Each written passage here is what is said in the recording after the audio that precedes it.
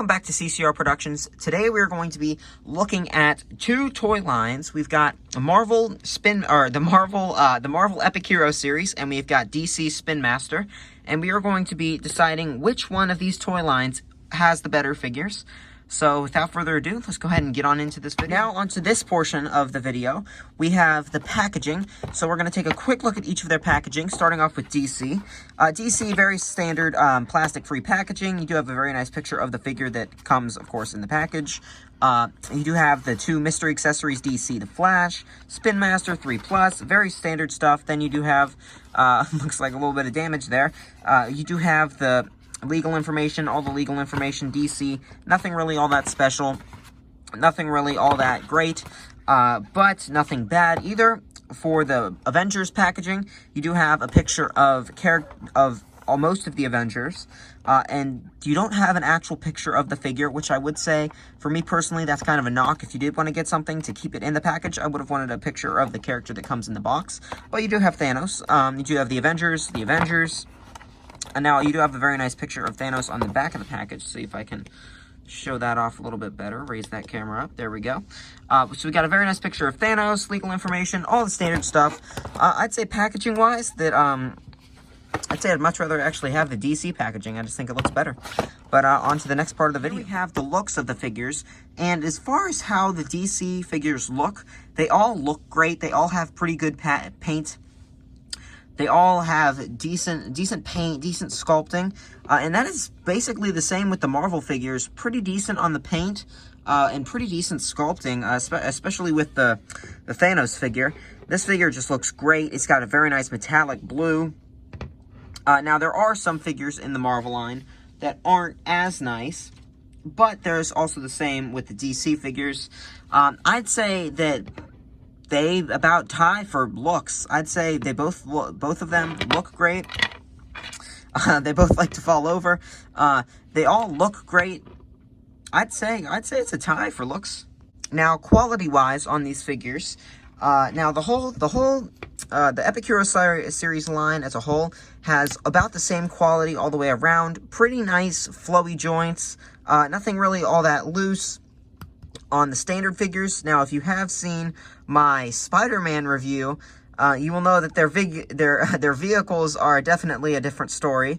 But as far as the figures go, they're all about the same quality. They aren't really anything super special, but they definitely do not break, and they feel nice and durable. They feel like you could bang them around, you could play with these things, you could throw them around. Maybe you don't want to do that, but they definitely feel like they could take it if you did do that.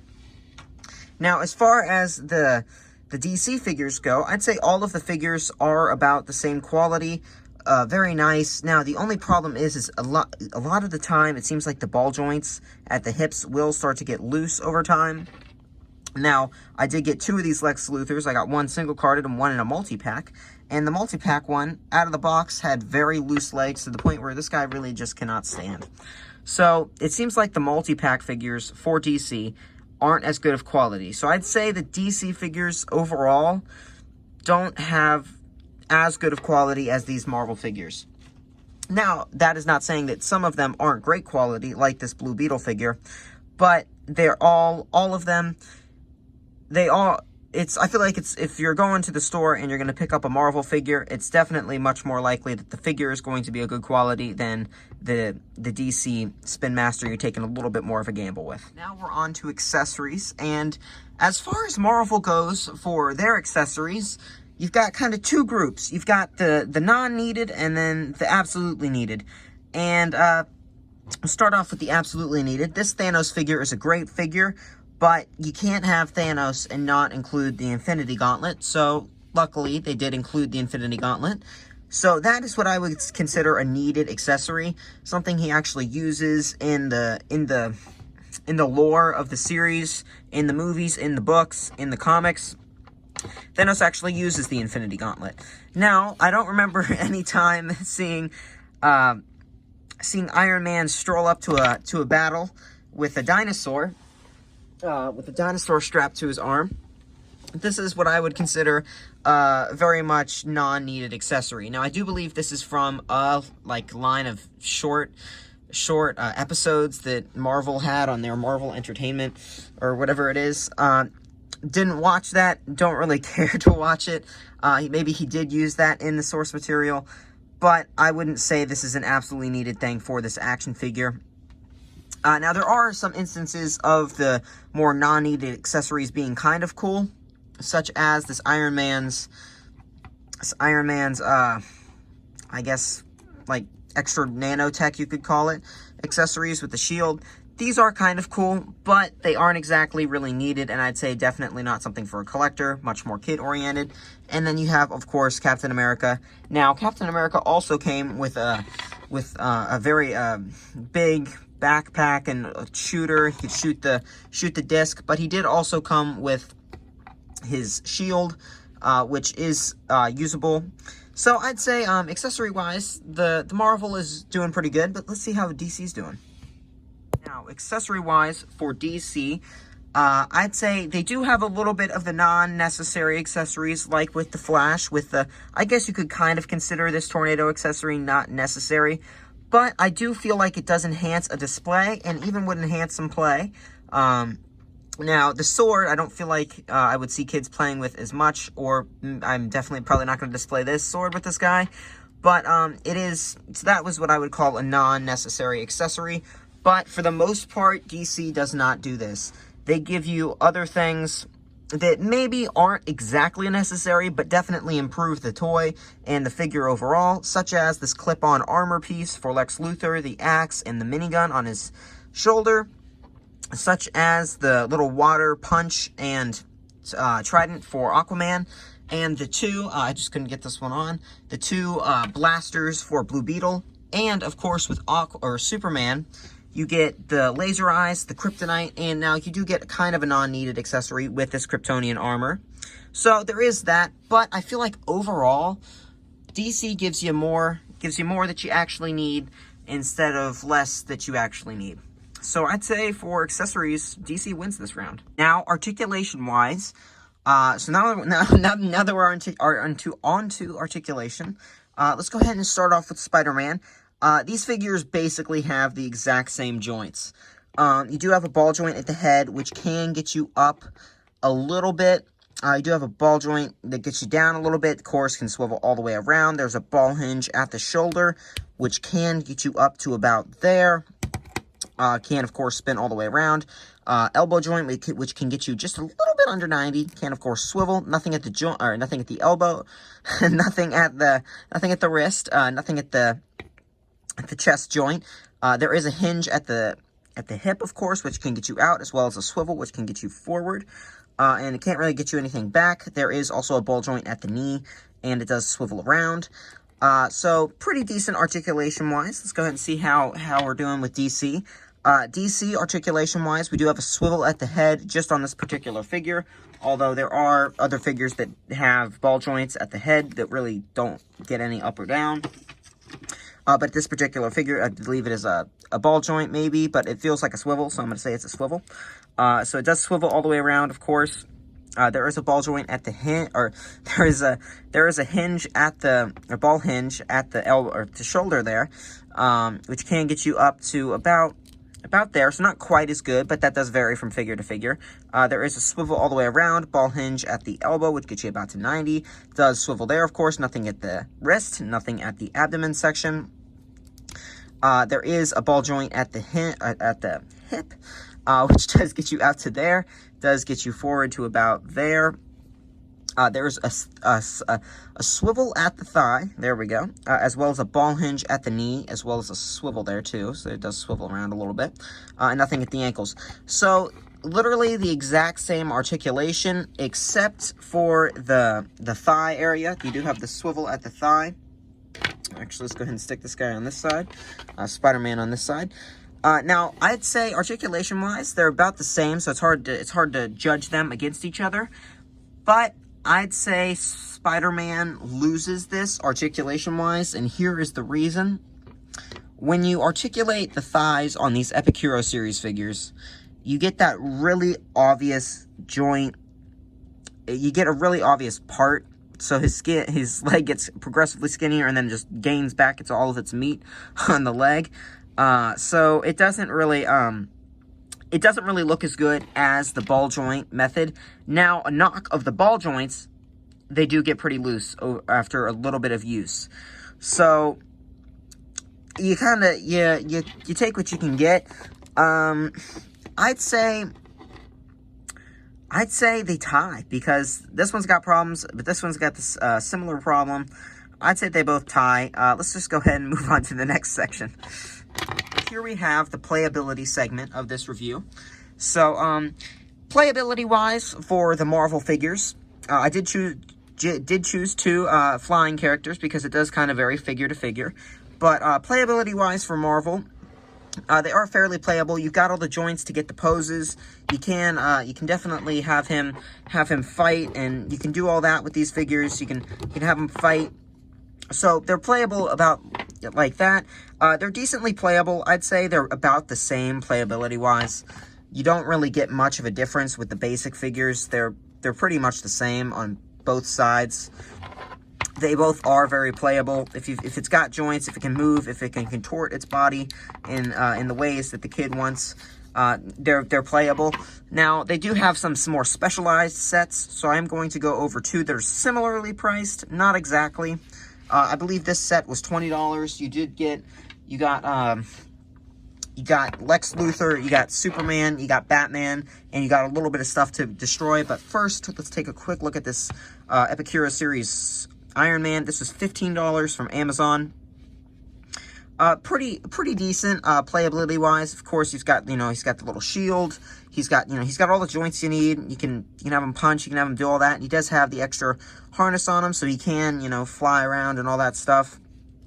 The only thing that's really all that recognizable for playability wise is just the launcher. He does have this little missile inside of it. If you press the button right there on the side, it does shoot. So let's go ahead and shoot one of the Superman things.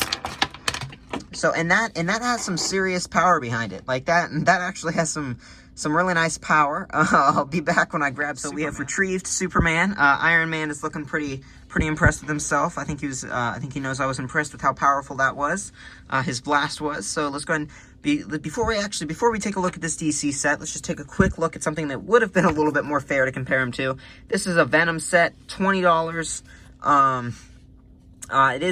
It comes with a green Venom figure, as well as these wings, these Venom wings with a little water shooter, which you can shoot water out of. Again, I feel like $20 is really maybe a little bit overpriced for this thing. It is fun because it is kind of, translucent. I really like these personally, these translucent figures. But so that is something else that is a similar price. But onto this Superman set. The Superman set is, I believe, $20. Now, you can find this thing on sale for anywhere from $10 to $15 to like a couple of dollars. I got mine for, I think it was $7, which is a great deal. Now, you do have a little bit quality problems. You do get a little bit of a cheaply made Lex Luthor figure. You do have a little bit of the quality problem there, but you do still get a very nicely quality figure of Superman and Batman. You also get three mother boxes, which are pretty cool. So it does give you something to kind of go after, have them fight for, which is always nice to have included in a set. You do have a destructible environment, so you can break this little pillar into two. Have Superman throw it at Batman. Have Superman throw it at Lex Luthor. Can break, of course, this little rock here. Maybe stick something in it. And then there's, of course, this little fence thing that you can flip over and throw around and all that stuff. So I'd say playability-wise, the DC figures are a little bit more fun to play with. They're nice and flowy. Their joints are much more flowy than the Marvel figures. If I want their shoulders to go up, I have to feel like I'm almost going to break them. I feel like overall DC has the better playable action figures, so I'd say DC wins this round. Here we have price as well as final thoughts. So price-wise, you're looking, if you want to go into a store and purchase a DC action figure, you are going to be looking at $8.88. What you are getting for that price, you are getting the figure and two accessories. And if you're looking at a little bit of an older figure in the old style of packaging, you're going to be looking at 3 accessories. So I'd say that's a pretty good price for a DC figure. Now, if you want to go into a store and buy something like Spider-Man with 1 accessory, you're going to be looking at the retail price of $10.99. That is absolutely insane that these figures are $3 cheaper, $2 cheaper about than the Marvel figures. Now, if you want somebody like Thanos, you're going to be paying $12.99 for him. Now, I do believe the new Epic Hero Series figures, the newer Epic Hero Series figures, they did drop the price down to, I think, $10.99 per figure. Not for Spider-Man, he's still a little bit more expensive. But that's kind of $10.99 is about the price range for these guys.